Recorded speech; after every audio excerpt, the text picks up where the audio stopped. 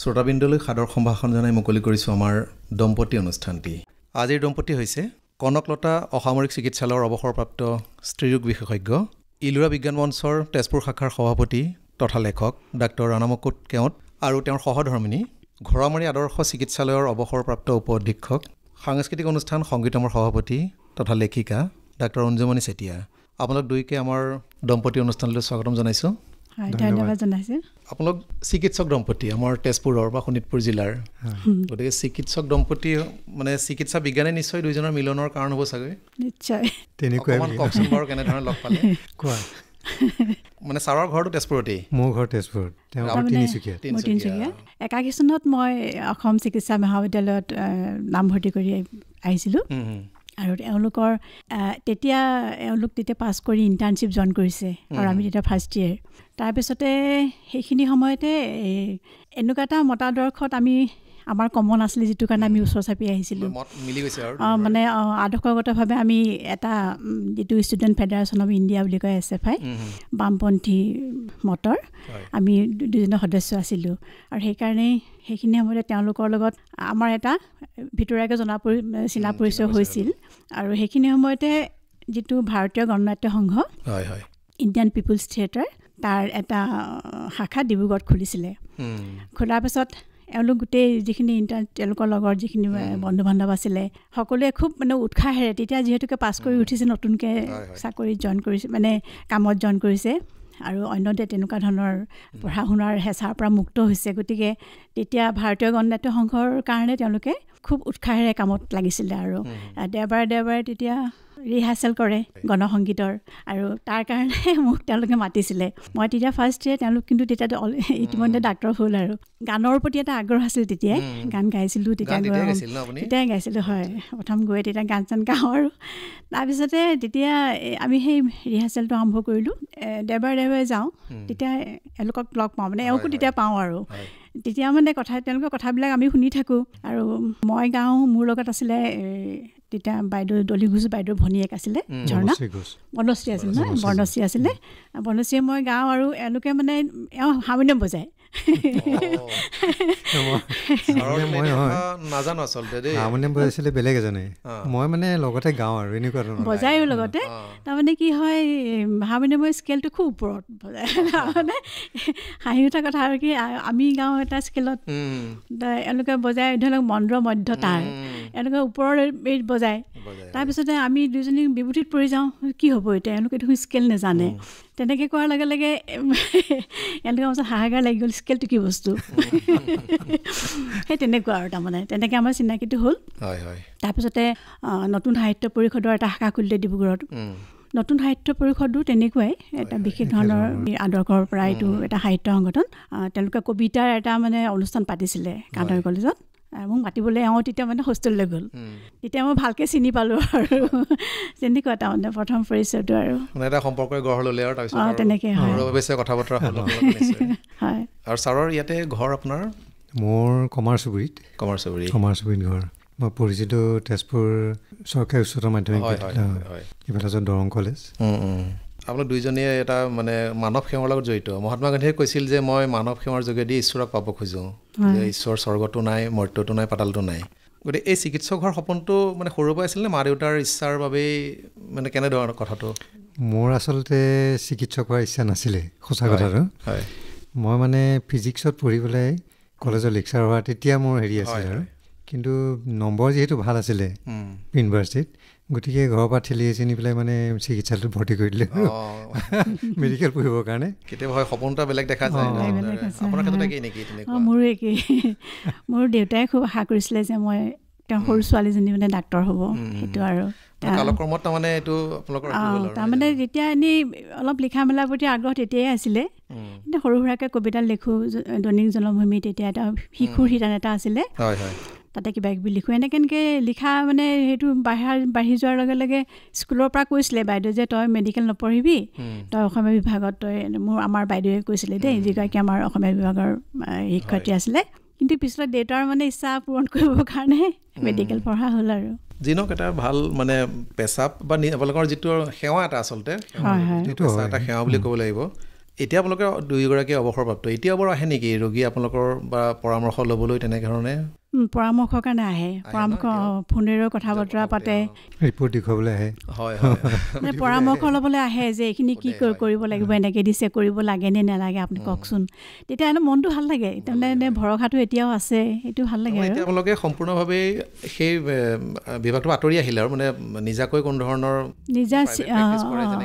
তেনেকুৱা ধৰণৰ নাই। এতিয়া এইখিনি সময় মানে নিজক লৈ কটাব বিচাৰিছে আৰু তেনেকুৱা। হয় ছাৰে লিখা মেলা কি আগৰ পৰাই কৰিছিল? মই কলেজত থাকোঁতে লিখিছিলোঁ, সেই সময়ত সাম্প্ৰতিক সাময়িকী, লোকায়ত, নাগৰিক এইবিলাকত লিখিছিলোঁ। নিয়মীয়াভাৱে লিখিছিল আৰু তাতে? নিয়মীয়া ঠিক নহয় আৰু, কিন্তু লিখিছিলোঁ। তাৰপাছত মানে বহুত বছৰ ধৰি চাকৰিত সোমালে আৰু লিখা নহ'লে আৰু। সেয়া কেনেকুৱা লিখা মানে গল্প, এনেকুৱা উপন্যাস? গল্প প্ৰবন্ধ বিজ্ঞান সম্বন্ধে এনেকুৱাও নহয় তাৰমানে? তেনেকুৱাও নহয়, গল্প আৰু সাধাৰণ প্ৰবন্ধ। হয়। পিছত 2012 চনৰ পৰা আকৌ লিখা আৰম্ভ কৰিলোঁ, 2010 চনমানৰ পৰা আচলতে লিখা আৰম্ভ কৰিলোঁ। আপোনাৰ প্ৰকাশ হৈছে কিতাপ? মোৰ এতিয়ালৈকে 11খন প্ৰকাশ হৈছে। এই গোটেইখিনি গল্প সংকলন নেকি? 11খনৰ 6খন গল্প, 2খন স্বাস্থ্য বিষয়ক আৰু 2খন সাধাৰণ প্ৰবন্ধ, 1খন উপন্যাস। প্ৰথম লেখা মানে সেই কলেজৰ তেতিয়া লিখিছিলোঁ, মাজত বহুত বছৰ গেপ পৰি গ'ল। মানে লিখাৰ সেইটো আছিলে আৰু বাইদেৱে কেতিয়া লিখিছিলে? মানে প্ৰথমতে আচলতে মই কবিতা লিখি বেছি ভাল পাইছিলোঁ, কবিতাৰ প্ৰতি মানে আসক্তিটো বেছি আছিলে। প্ৰথমতে সেই মই যে কৈছিলোঁ দৈনিক জনমভূমিৰ শিশু শিতান এটা আছিলে, তাতে মানে সেই পূজাৰ সময়ত লিখা হয়। তাৰপিছতে চেমনীয়া অৱস্থাটো লিখিছিলোঁ। তাৰপিছত আমি কলেজত পঢ়ি থাকোঁতে সেউজী বুলি এখন কবিতাৰ আলোচনী ওলাইছিলে, গুৱাহাটীৰ পৰা প্ৰকাশ পাইছিলে। তাৰ সেউজীত আমি লিখিছিলোঁ তেতিয়া। এনেকৈ বহুতৰ লগত চিনাকিও হৈছিলে। সেই প্ৰথম তাতেই তেনেকৈ লিখিবলৈ আৰম্ভ কৰিছিলোঁ আৰু। কিন্তু পিছলৈ তাৰমানে কবিতা আচলতে লিখিব নোৱাৰা হ'লোঁ বুলিয়ে ক'ব লাগিব। এনেকুৱা লাগিল যেন কবিতা লিখাৰ মোৰ সামৰ্থ্য নাই, তাৰমানে এনেই লিখিবলৈ মন নোযোৱা। তাৰমানে আচলতে কবিতা এটা লিখিবলৈ বা যিখিনি পঢ়া শুনা কৰিব লাগে বা সেই বস্তুটো কমি অহাৰ কাৰণে, পঢ়া শুনাৰ কাৰণে বেলেগ ধৰণৰ এটা দিশলৈ গুচি গ'ল। গতিকে মানে বহুতো প্ৰান্তিকত পঢ়িছোঁ যে মূল্যৱান বহুতো প্ৰবন্ধ পাতি আপুনি লিখি থাকে, বিভিন্ন ধৰণৰ চৰাইক লৈ। সেইটো পিছৰ ফালে মোৰ হেৰিটো বেলেগ এটা দিশেৰে গুচি গ'লগৈ, বেলেগ এটা দিশলৈ গুচি গ'ল। কিন্তু কবিতা লিখিবলৈ মন যায়, মানে কবিতাৰ সেই শব্দৰ যিটো ব্যঞ্জন, মানে শব্দ সজ্জা আৰু তাৰ যিটো চিত্ৰপট, এই গোটেইখিনি সজাবলৈ খুব মন যায়। কিন্তু তাৰ কাৰণে সময় লাগে আৰু অধ্যৱসায় লাগে, শব্দৰ ভাণ্ডাৰ এটা থাকিব লাগে। সেই গোটেইখিনি নহ'লে মানে কবিতাটো লিখিবলৈ মোৰ নিজৰে মন নাযায়। মই যেন কবিতা এটাক যেন মই সন্মান দিব পৰা নাই, এনেকুৱা ধৰণৰ ভাৱ এটা হয়। সেইটো হয় বাৰু। ছাৰে কবিতা লিখিছিল নেকি? নাই, মই কবিতা লিখা নাই। গীত লিখিছে বুলি? মই গীত লিখিছিলোঁ। গীত আচলতে মই লিখিছোঁ বুলি কোৱাতকৈ আমাৰ শ্যাম কল্যাণ দাস যে আছে, তেওঁ মানে জোৰকৈ মোৰ লিখাই পেলাই মোৰ 3টা গান গুৱাহাটী, মানে আকাশবাণী গুৱাহাটীৰ পৰা 3টা প্ৰচাৰ হৈছে।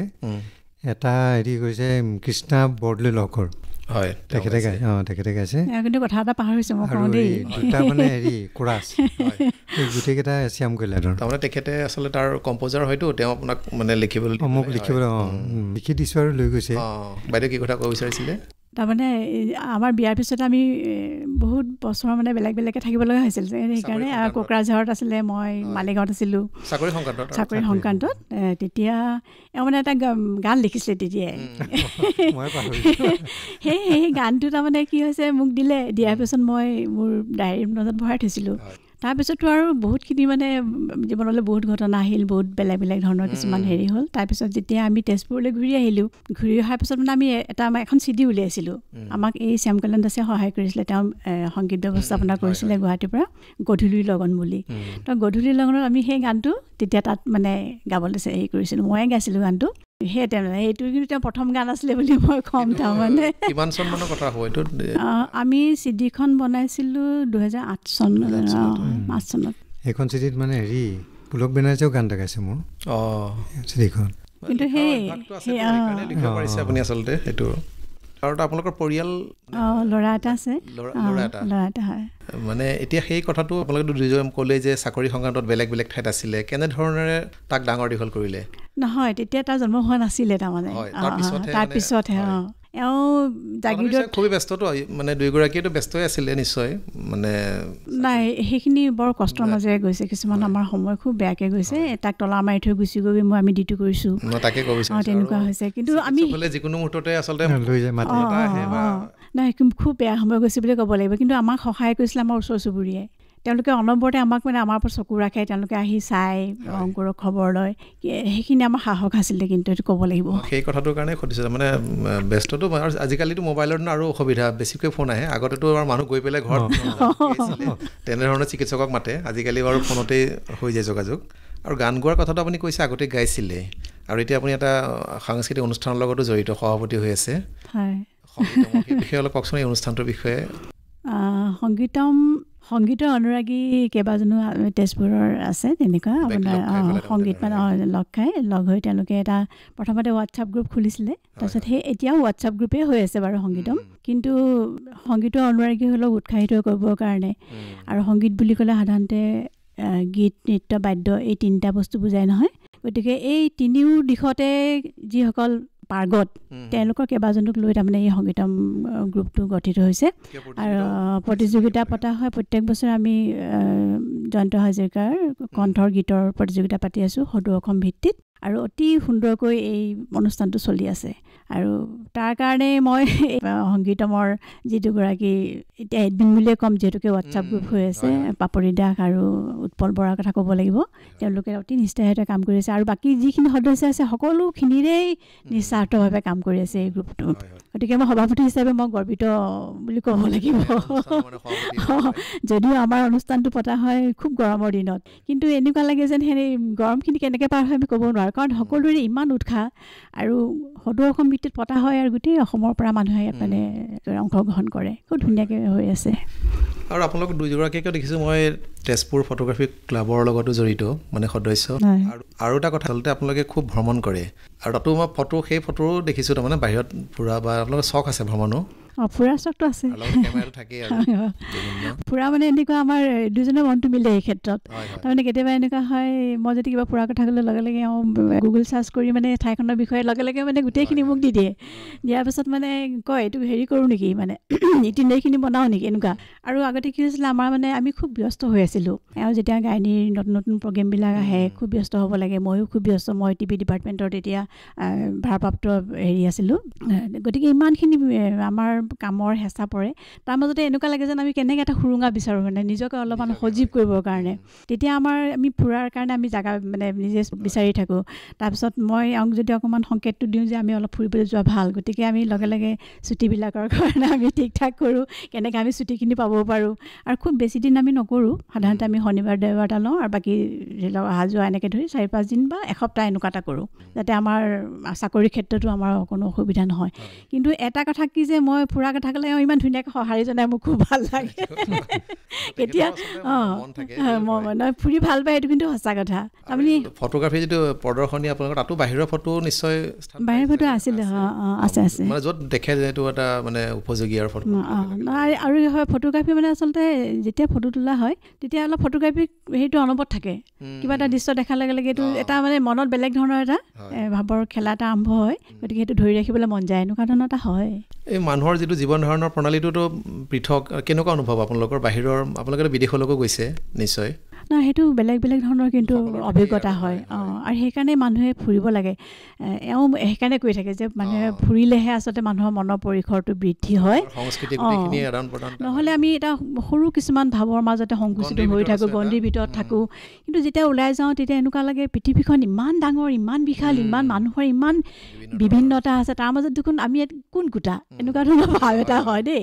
তেতিয়া মানে সেই সৰু সুৰা এইবিলাক কথা মনলৈ নাহে। আৰু কেতিয়াবা এনেকুৱা হয় আমাৰ দুখবোৰ দেখি আমি খুব ডাঙৰ বুলি ভাবোঁ, কিন্তু যেতিয়া দেখোঁ যে বাহিৰত দেখোন মানুহ এনেকৈ আছে, তেতিয়া মানে কৈছোঁ আমাৰ দেখোন দুখ কষ্টবিলাক একোৱেই নহয়, এনেকুৱা লাগে। আকৌ কেতিয়াবা দেখোঁ বাহিৰৰ দেশবিলাকে ইমান উন্নতি কৰিছে। এতিয়া জাপানৰ কথাই কওঁ, জাপানৰতো নিজৰ ৰিচোৰ্চ বুলিবলৈ একো নাই, একদম পথাৰবিলাক উদং উদং, আমাৰ যেনেকুৱা একদম গোটেই মানে শস্য শ্যামলা, গোটেই আমাৰ অসম ইমানখিনি উৎস আছে আমাৰ, তেওঁলোকৰ নাই। কিন্তু সেইকাৰণে তাত এনে অলপ খৰচী হয়, জাপান ভ্ৰমণটো বৰ খৰচী হয়, কিন্তু তাৰ মাজতে তেওঁলোকে ইমান ধুনীয়াকৈ চলাই আছে, ভ্ৰমণকাৰীহঁতক আকৰ্ষণ কৰি আছে। সেইবিলাক অকণমান জানিবলগীয়া মানে কথা যেন মোৰ লাগে। আৰু ক'ত ক'ত গৈছে আপোনালোক বিদেশৰ ভিতৰত? আমি ছুইজাৰলেণ্ডখন ধুনীয়া বুলি কয়, গতিকে আমাৰ দুজনৰ এটা আশা আছিলে যে আমি অন্ততঃ এইটো জন্মত আমি ছুইজাৰলেণ্ডখন চাম। সেইকাৰণে আমি অন্য ডাঙৰ ঠাইলৈ কিন্তু যোৱা নাই, তাৰমানে পেৰিছ ত্ৰিছ আমি যোৱা নাই। বহুতে সেইবিলাক ডাঙৰ ঠাইও চাই আহেগৈ, মানে যিবিলাক ধৰি লওক অকণমান গ্লেমাৰাছ চাই থাকে। জাপানৰ চেৰি ফুলৰ যে কথা কয়, চেৰি ফুলটো এটা বিখ্যাত নহয় জানো? চেৰি ফুল তেওঁলোকে এটা হেৰি পাতে, উৎসৱ এটাও পাতে। আমি তাৰমানে চেৰি ফুলৰ উৎসৱ চাবলৈ গৈছিলোঁ, চেৰি ফুল সেই সময়টো তেনেকৈ মিলাই লৈছোঁ তাৰমানে, মিলাই পেলাই তেতিয়া গৈছোঁ তেনেধৰণে। ভালেই কথা, আচলতে মনো ভাল লাগে মুকলি বিভিন্ন বেলেগ মানুহৰ সংস্পৰ্শলৈ আহিলে আপুনিও বহুত শিকাও যায়, বহুত কথা শিকা যায় মানে অলপ মনৰ পৰিসৰটো খুব বাঢ়ে, কিন্তু এইটো ক'ব লাগিব। এই তেজপুৰ ফটোগ্ৰাফী ক্লাবৰ লগত জড়িত প্ৰদৰ্শনীবিলাকত আপোনালোকৰ ফটো থাকেই দেখিছোঁ। দিয়া হয়, আমাৰ নিজৰে যেতিয়া ক্লাব আমি মোৰ থাকে। মই আচলতে প্ৰথমতে সভ্য নাছিলোঁ, তাৰমানে এওঁক মানে অনা নিয়া কৰিব লাগে যে। তাৰমানে ফটোগ্ৰাফী ক্লাবৰ মিটিংখন তাৰমানে এই তাত চাৰ্কিট হাউচত পাতে, অকণ দূৰো হয় আৰু সন্ধিয়া দিয়ে, তেওঁলোক গোটেইখিনি ফ্ৰী হ'ব লাগে দিনটো কামৰ পৰা। সন্ধিয়া সময়ত মই এতিয়া কেনেকৈ যাওঁ, এওঁক লৈ যাওঁ। তাৰপিছতে মই এদিন সকলোৱে বাৰীণ শইকীয়া আমাৰ সম্পাদক যিজন, তেওঁ ক'লে দাদা আপুনি ভৰ্তি হৈ লওক। তাৰপিছত তেওঁ যেতিয়া সদস্য ভৰ্তি হ'ল, তাৰপিছত তেওঁ আকৌ কেমেৰাৰ সেইবিলাক মোতকৈ বেছি, কিন্তু মানে অকণ এলাহ কৰে আৰু। এতিয়া কেমেৰা টেকন'লজিবিলাক মই বৰ এটা বুজি নাপাওঁ, তাৰমানে মই তুলিব লাগে তুলোঁ আৰু খুব লাগি থাকোঁ। এওঁ মানে সেইবিলাক নিজে ধৰি লওক শিকি অসমীয়া ক্লাবতে আপোনালোকৰ প্ৰদৰ্শনী অসমীয়া ক্লাবতে কৰা হয়। আৰু এই চৰাই চিৰিকটিৰ যিটো আপোনাৰ ৰাপটো কেনেকৈ জন্মি হ'লতো আগতেই আছিল নেকি? চৰাই চিৰিকটিৰ ৰাপটো এটা ডাঙৰ কাহিনী, মানে কি ক'ম আৰু, সেইকাৰণে এওঁৰো অৱদান আছে বুলি ক'ব লাগিব।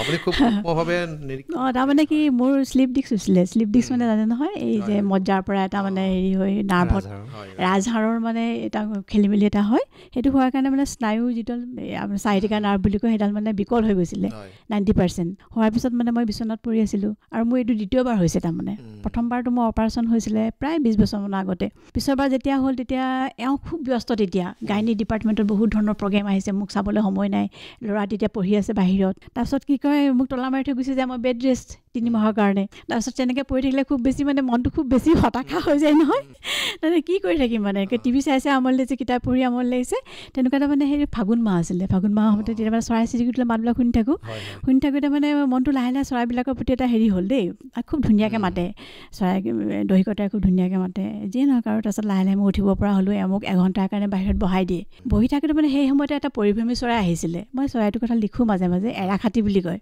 ব্ৰাউন ষ্ট্ৰাইক বুলি। সেই চৰাইটো মানে মোৰ সৰু মোবাইল এটা আছিলে, নকিয়াহে আছিল তেতিয়া, আৰু এইটো 11 চনৰ কথা। তাৰপিছত মই নকিয়াটোৱে ফটো উঠিলোঁ, ফটো বেয়া হ'ল। ফটো বেয়া হওঁতে মানে মনটো বেয়া লাগিছে। তেতিয়া এওঁ ক'লে ৰ'বা, এইটো মোক এইটো কি চৰাই জানো, নতুন দেখা নাই আগতে, এনেকৈ ক'লোঁ। এওঁ তেতিয়া সেই তেজপুৰ বিশ্ববিদ্যালয়ৰ পৰা এখন কিতাপ আৰু উদ্ভিদৰ ওপৰত এখন ধুনীয়া কিতাপ এখন ওলাইছিলে, চিনাক্ত কৰিবৰ কাৰণে। চিনাক্তকৰণ গোটেইখিনি ধুনীয়াকৈ আছে। হক বুক ষ্টলৰ পৰা কিতাপখন কিনি লৈ গ'ল, কিনি লৈ মোক দিলে। মোৰ সেইখন যে হাতত পৰিলে নহয়, তাৰপিছৰ পৰা মোৰ মানে একেবাৰে এইখন চাই আৰু চৰাইকেইটা চাই জানিবলৈ মানে এটা উৎসুকতা বাঢ়ি যায়। উৎসুকতা বাঢ়িলে কি, সেইটো আৰম্ভণি বুলি ক'ব লাগিব, সেইটোৱে আৰম্ভণি আৰু সেই তেনেকুৱা। আৰু প্ৰান্তিকতা মানে লিখি থাকে এই বিষয়ে। তাৰপিছত মই যেতিয়া কেইবাবাৰো ফটো তেনেকৈ উঠোৱাৰ পিছত মই লিখিবলৈ আৰম্ভ কৰিলোঁ। আচলতে ফটো তোলাটো মোৰ আগতে হ'ল, তাৰপিছত মই সেই যেতিয়া ফটোখিনি মোৰ গোট খালে, মানে মই সমলখিনি পালোঁ, তথ্যখিনি পালোঁ, তাৰপিছত মানে মই লিখিবলৈ আৰম্ভ কৰিলোঁ। তেনেকৈ বাঢ়ি গ'ল আৰু। ঠিক আছে, অকণমান আপোনাৰ গীত এটা শুনি লওঁ নেকি? গীত মানে গাইছিলে আৰু সেই গীতেই ছাৰক মুগ্ধ কৰিলে, তাৰপিছত বেলেগ কথা অকণমান পাতিম বাৰু। বুকু ভৰাই মৰম থাকে যেনুৰে জীৱন মানে হাঁহি কান্দোন, নিচিঙিবা চেনাই মোৰ, নিচিঙিবা চেনাই মোৰ এই বান্ধোন। খুব সুন্দৰ বাইদেউ, বৰ ভাল লাগিল জনাইছে। আপোনাৰ গোৱাৰ অভ্যাসটো যে এতিয়াও আছে, সেইটো প্ৰকাশ পায় আচলতে। ছাৰ, ইলোৰা বিজ্ঞান মঞ্চৰ তেজপুৰ শাখাৰ সভাপতি আপুনি, আৰু বাইদেউ আপুনি সদস্য। ইয়াৰ কাৰ্যকলাপৰ বিষয়ে অকণমান আমাৰ শ্ৰোতাসকলক কওকচোন বাৰু। ইলোৰা বিজ্ঞান মঞ্চ আচলতে সদৌ অসম ভিত্তিক এটা অনুষ্ঠান। হয়, ইয়াৰ মানে লক্ষ্য উদ্দেশ্যটো এনেকুৱা হৈছে, বিজ্ঞান মনস্কতা প্ৰসাৰ প্ৰচাৰ গাঁও বা মানুহৰ মাজত, আৰু ৰক্তদান, মৰণোত্তৰ দেহদান, অংগদান, এইবিলাক বিষয়ত মানে সজাগতা সৃষ্টি কৰা খুব দৰকাৰী কথা আচলতে। তাৰপিছত অন্ধবিশ্বাস আৰু কুসংস্কাৰৰ বিৰুদ্ধে মানে হেৰি কৰা মানুহক সজাগতা কৰা, সেইকেইটা। আমি তাৰমানে এনেই স্বাস্থ্যৰ ক্ষেত্ৰত যিবিলাক মানে আমাৰ ভুল ধাৰণা, অন্ধবিশ্বাস আছে, জৰা ফুকা কৰা, তাৰপিছতে মাদলি পিন্ধা, এইবিলাক তাবিজ পিন্ধা, পিঠাগুড়ি সকাম পতা, ডাইনী যিটো এতিয়া ডাইনী হত্যা হৈ আছে, এইবিলাকৰ বিৰুদ্ধে আচলতে আমি এটা মানে মানুহৰ মাজত সজাগতাৰ কাৰণে চেষ্টা কৰি আছোঁ। তেজপুৰতো তেনেধৰণৰ মানে কৰিছে? আমি বহুত প্ৰগ্ৰেম কৰিছোঁ স্বাস্থ্য সম্পৰ্কীয় বিশেষকৈ হয়খিনি বেছি অন্ধবিশ্বাসখিনি, আৰু মানুহে কিন্তু শুনি ভাল পায় দেই কথাবিলাক, আৰু বহুত ধৰণৰ তেনেকুৱা আমি সঁহাৰি পাওঁ ৰাইজৰ পৰা, ভাল লাগে কথাবিলাক। আমি স্কুলৰ কলেজ এনেকুৱাবিলাকত মানে হেৰি পাতোগৈ তেনেকুৱা কথা, কেম্প হিচাপে মানে কেম্প ঠিক নহয় আৰু স্কুলত গ'লোঁ, ধৰক এখন স্কুলত গ'লোঁ, গৈ পেলাই তাত এটা ক্লাছ ল'লোঁ, তেনেকৈ মানে প্ৰায়বিলাক স্কুলতে আমি হেৰি কৰোঁ। অলপতে এই সৰ্পবন্ধু সৰু বৰকটকী তেখেতৰ হেৰিতে এখন হৈছিলে, এই তাতে এইখন কি তুমুকিৰ সাপ হ'লে যে এইবিলাক বেজৰ ওচৰলৈ লৈ যায়, কিন্তু আচলতেনো কি কৰিব লাগে, বিজ্ঞানসন্মত কথাখিনি কি, এনেকুৱা ধৰণৰ প্ৰাথমিক যিখিনি কৰিব লাগে, কি কৰিব নালাগে, এনেকুৱা ধৰণৰ কথাখিনি কোৱা হৈছিলে। আৰু বহুত মানে নিজেই চব জানে বুলি কৰাৰ কাৰণে ৰোগীগৰাকীৰ মৃত্যুমুখতো পৰে। কিন্তু এতিয়া এই সজাগতাখিনি বঢ়াৰ লগে লগে কিন্তু এই সাপৰ মানে দংশনত মৃত্যু হোৱা হাৰ কমিছে। আজিকালি মানে চৰকাৰী চিকিৎসালয়তো ইয়াৰ আছে। তাকে আৰু আপোনালোকৰ যিটো আমাৰ ইণ্ডিয়ান মেডিকেল এছ'চিয়েশ্যন, সেইটো আপোনালোকে সদস্য, আৰু যিটো আমাৰ চিকিৎসক নহয় জানো, আৰু এটা আছিলে আপোনালোকৰ প্ৰগতিশীল চিকিৎসক শিল্পী সমাজ, আজিকালি নাই নেকি বাৰু? এতিয়া অকণমান সক্ৰিয়তাটো কমি আছে বুলি ক'ব লাগিব, নাই বুলি নকওঁ, নিষ্ক্ৰিয় হৈ আছে। কিন্তু এই সেইটোৰ পৰা আমি যিটো কৰিছিলোঁ সেইটো কিন্তু আমাৰ একদম চিৰস্মৰণীয়, মানে এইটো আমাৰ যিখিনি অভিজ্ঞতা হৈছিলে।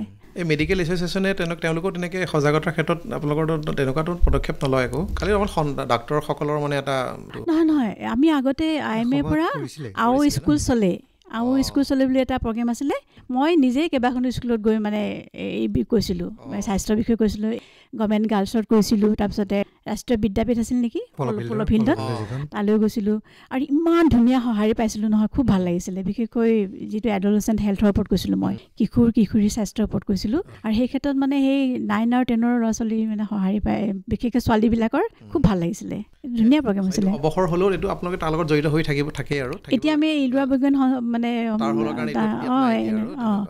তেনেকুৱা নহয়, এতিয়া সেই প্ৰগ্ৰেমটো নাই ন, তাৰমানে সেইখিনি সময়ত এই প্ৰগ্ৰেমটো বেলেগ, হেৰিটো বেলেগ হৈ থাকে নহয়, কিন্তু সেইখিনি সময়ত বৰ ভাল লাগিছিলে, আমি বহুত প্ৰগ্ৰেম কৰিছিলোঁ। আপোনালোকেতো বিভিন্ন মানুহ লগ পাইছে, মানে ৰোগী হিচাপে হওক বা চিকিৎসক জীৱনত, এনেকুৱা স্মৰণীয় কিবা আছে নেকি মনত থাকি যোৱা?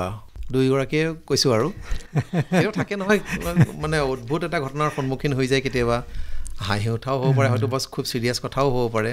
নাই, এবাৰ মোৰ এটা কথা মানে এটা দৃশ্য এটা মোৰ মনত থাকি গ'ল আৰু জীৱনত, তাৰমানে কেনেকুৱা, তাৰমানে মানুহৰ দ্বাৰা কেনেকৈ ধৰণৰ মানে অৱহেলিত হ'ব পাৰে, বিশেষকৈ পৰিয়ালৰ পৰা।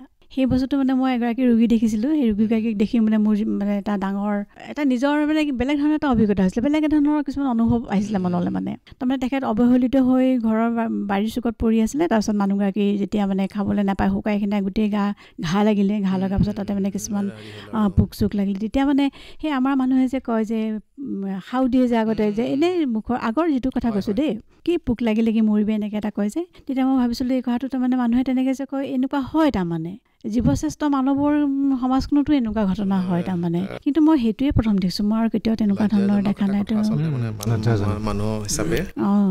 বেয়া লগা কথা আচলতে এইটো। আৰু বাকী আপোনালোকে অৱসৰটো ক'লেই যে ভ্ৰমণ কৰে, আপুনি ঘৰত থকা সময়ত কি কৰে? গান শুনে বা চিনেমা চাই, কেনেধৰণৰ?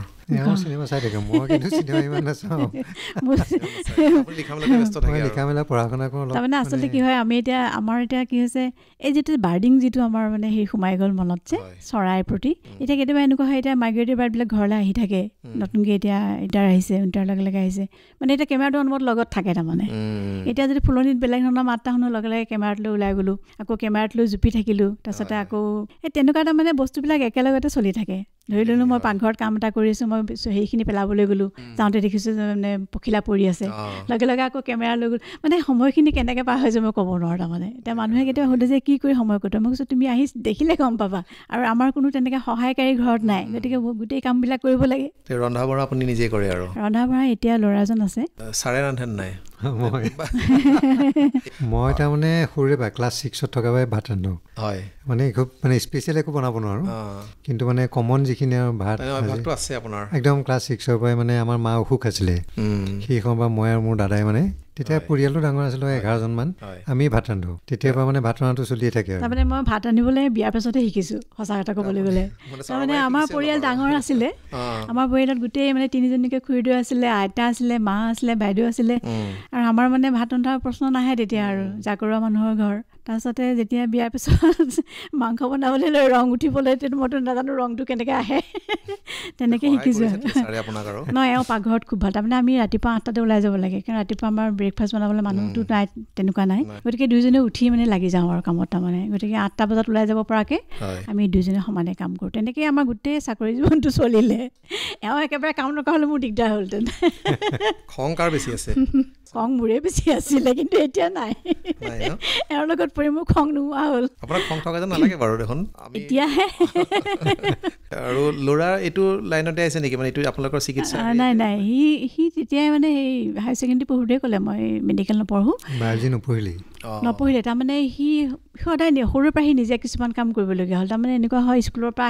আহি সি নিজে ভাত বাঢ়ি খায় খাবলগীয়া হয় তাৰমানে আমাৰ তেতিয়া আবেলি আউটডোৰ আছিলে গতিকে আবেলি আউটডোৰলৈ আহিব লাগে তাৰপিছতে কেতিয়াবা ইমাৰ্জেঞ্চি থাকে ঘৰত অলা মৰা থাকে তাৰপিছতে ৰাতি অনকলবিলাক থাকিলে ওলাই যাব লাগে টোপনি ক্ষতি হয় সেইবিলাক দেখি মানে ই ভাবিলে যে নাই মই নোৱাৰিম ইমান কষ্ট কৰিব সি মেকানিকেল ইঞ্জিনিয়াৰিং কৰিলে কৰি সি এতিয়া চাকৰি কৰি আছে ক'ত আছে সি বাংগালোৰত আছে এতিয়া আপোনালোকৰ দুয়োগৰাকীয়ে অৱসৰ গ্ৰহণ কৰিলে মানে কিন্তু জীৱনটোৰ প্ৰতি উপলব্ধি কেনেকুৱা মানে ঠিকে থাকে জীৱনটো পাৰ হৈ গ'ল নে কিবা থাকি গ'ল মোৰতো একো নাই যেনি লাগে মই ঠিকে থাকে হয় জীৱনটো মানে সুন্দৰ হ'ল মোৰ এটা খুব এটা উচ্চ আশাও নাই হয় হয় গতিকে যিখিনি পাইছোঁ মই তাতে সন্তুষ্ট কেতিয়াবা মানুহ থাকে যে ভাই মইতো নোৱাৰিলোঁ কৰিব এনেকুৱা ধৰণৰ থাকে এতিয়াও সময় আছে আপোনালোকৰ মই এইটো নকওঁ বাইদেউৰ ক্ষেত্ৰত কৰিবতো ধেৰ আছে কিন্তু সেইটো কাৰণে মই মানে হেৰি অসুখী নহয় হয় হয় সেইটো মই নাভাবোঁ সেইটোৱে ভাল কথা আচলতে যি পোৱা যায় তাতে লৈ আমি যদি সন্তুষ্ট থাকোঁ তেতিয়া জীৱনটো মধুময় হয় আচলতে সদায় যিখিনি পাওঁ সেইখিনি লৈ মানে সুখী হ'ব লাগে মই ভাবোঁ তেনেকৈ কাৰণ সুখৰ কোনো সংজ্ঞা নাইতো মই ক'ত পাইছিলোঁ নাজানো মানে এগৰাকী কৈছিলে যে আমি এতিয়া দুখ কৰিছিলোঁ আমাতকৈ তলতো এচাম আছে চাব লাগে যে সিহঁত কেনেকৈ আছে গতিকে সিহঁতক দেখিলে আৰু মই এটা কওঁ দেই ফুৰিলে কিন্তু এই বস্তুবিলাক আহি যায় তুলনামূলক হৈ যায় নহয় গোটেই ঘটনাবিলাক তেতিয়া মানে এই যে আমি সুখী হ'ব পাৰোঁ নে নোৱাৰোঁ তেতিয়া সেই কিন্তু কথাবিলাক মনলৈ আহি যায় তেতিয়া আমাৰ একো আফচোচ নাথাকে মনত এনেকুৱা ধৰণৰ পৃথিৱীটো এনেকৈ চলি আছে মানুহ এনেকৈ চলি আছে জাপানত আমি এটা বস্তু দেখিছিলোঁ তাত মানে এই বৃদ্ধসকল মানে কামত নিয়োজিত হৈ থাকে তাৰমানে কি হয় মন্দিৰৰ প্ৰাংগণবিলাক খুব ডাঙৰ ডাঙৰ তাত দেই কিছুমান প্ৰাংগণত মানে হেৰিও কৰে তেনেকৈ হৰিণাও পোহে তাৰমানে এতিয়া কি কয় এতিয়া হৰিণাত মানুহৰ মাজে মাজে হৰিণাটোৱে পাইখানা চাইখানা কৰি এনেকৈ ঘূৰি ফুৰে নহয় আমি জানো বৃদ্ধজনে লগে লগে ঝাৰু মাৰি উঠাইছে তেওঁৰ সেইটোৱে কাম তাৰমানে কিন্তু একদম আলৰ বুঢ়া মানে কিন্তু ইমান ভাল লাগে দেখি তাৰমানে সেই কামটো কৰিবলৈ তেওঁ কিন্তু লাজ কৰা নাই তাৰমানে আকৌ খাবৰ সময়ত তেনেকৈ ৰেষ্টুৰেণ্টত গ'লে একদম কেকু জেকুকৈ এনেকৈ ট্ৰেখন লৈ আহিব দিবলৈ একো মৰম লাগি যায় মানে তাৰমানে যিটো দেখা গৈছে জীৱনৰ শেষ সময়লৈকে তেওঁলোকে কাৰ্যক্ষম হৈয়ে থাকে বাৰু যি কি নহওক আমাৰ সময় প্ৰায় হৈছে আৰু গতিকে শেষত মই সুধিব বিচাৰোঁ কিবা পৰিকল্পনা আছে নেকি আপোনালোকে কি কৰিব আৰু আপোনালোকে এতিয়াও অৱসৰ গ্ৰহণ কৰিছে কিন্তু আপোনালোক এতিয়াও মানে পৰিকল্পনাটো আছে কিছুমান ধুনীয়া হৈ আছে আৰু ধন্যবাদ কোৱাৰ কাৰণে পৰিকল্পনা আছে মানে কিতাপ কেইখনমান লিখিবলৈ মন আছে কিন্তু মানে হ'বই নাই মই নাজানো তাকে তাৰমানে এতিয়া পখিলাৰ সংগ্ৰহ মোৰ আছে ফটোত মই পখিলাৰ সংগ্ৰহ কিছুমান আছে মোৰ চৰাই আছে আমাৰ ঘৰুৱাহী চৰাই বহুত আছে এনেকুৱা লাগে সেইখিনি যেন মই সংগ্ৰহ কৰি কিতাপৰ আকাৰে প্ৰকাশ কৰি যদি মই চিত্ৰসহ দিব পাৰোঁ তেতিয়া অন্ততঃ পিছৰ প্ৰজন্মৰ কাৰণে অন্ততঃ চৰাইখিনি চিনি পাব জানিব সেই তেনেকুৱা ধৰণৰ এটা পৰিকল্পনা আছে নাজানো কি হয় আগলৈ মানে বহুতে নাজানেতো নামটো চৰাইটো দেখে কিন্তু নামটো নাজানে নাই এইটো খুব দৰকাৰ আচলতে জানিবও লাগে কাহিনী এখন লিখি আছো দুইজনে মিলি সেইটো মই সুধিবলৈ পাহৰিলোঁ আচলতে লিখাটো তাৰমানে ইমান আমোদজনক ঘটনা কিছুমান ঘটে মানে ফুৰিবলৈ গ'লে সেই কথাবিলাক মানে লিখিবলৈ মন গৈছে আৰু তাৰমানে লিখি আছোঁ আমি দুইজনে লিখক দুইজনে আমি সোনকালেই পঢ়িবলৈ পাম বুলি আশা কৰিলোঁ আৰু শুভকামনাও জনালোঁ ঠিক আছে আমাৰ সময়ো শেষ হ'ল আপোনালোক দুয়োগৰাকীৰ সৈতে বহুতখিনি কথাই পাতিলোঁ আৰু হয়তো বহুত কথা ৰৈ গ'ল আমাৰ সময় সীমিত যিখিনি কথা পাতিলোঁ আশা কৰিছোঁ আমাৰ শ্ৰোতাসকলে নিশ্চয় ভাল পাব ব্যস্ততাৰ মাজতে আপোনালোক দুয়োগৰাকী আহি আকাশবাণী তেজপুৰ কেন্দ্ৰক এই সময়খিনি দিয়াৰ বাবে আপোনালোক দুয়োকে ধন্যবাদ জনাইছোঁ আমাৰো ভাল লাগিলে আমাৰ দুয়োৰে পৰা অশেষ ধন্যবাদ জনালোঁ ধন্যবাদ ইমান পৰে শ্ৰোতাসকলে দম্পতী অনুষ্ঠানটিত কনকলতা অসামৰিক চিকিৎসালয়ৰ অৱসৰপ্ৰাপ্ত স্ত্ৰীৰোগ বিশেষজ্ঞ ইলোৰা বিজ্ঞান মঞ্চৰ তেজপুৰ শাখাৰ সভাপতি তথা লেখক ডাক্তৰ ৰাণা মুকুট কেওট আৰু তেওঁৰ সহধৰ্মিনী ঘৰামৰী আদৰ্শ চিকিৎসালয়ৰ অৱসৰপ্ৰাপ্ত উপ অধীক্ষক সাংস্কৃতিক অনুষ্ঠান সংগীতমৰ সভাপতি তথা লেখিকা ডাক্তৰ অঞ্জুমণি চেতিয়াৰ সৈতে হোৱা অন্তৰংগ আলাপটি শুনিলে ইয়াত ভাগ ল'লে প্ৰাঞ্জল শইকীয়াই অনুষ্ঠানটিৰ প্ৰযোজনা আকাশবাণী তেজপুৰ কেন্দ্ৰৰ অনুষ্ঠান মুৰব্বী ৰূপান্ত কুমাৰ দাসৰ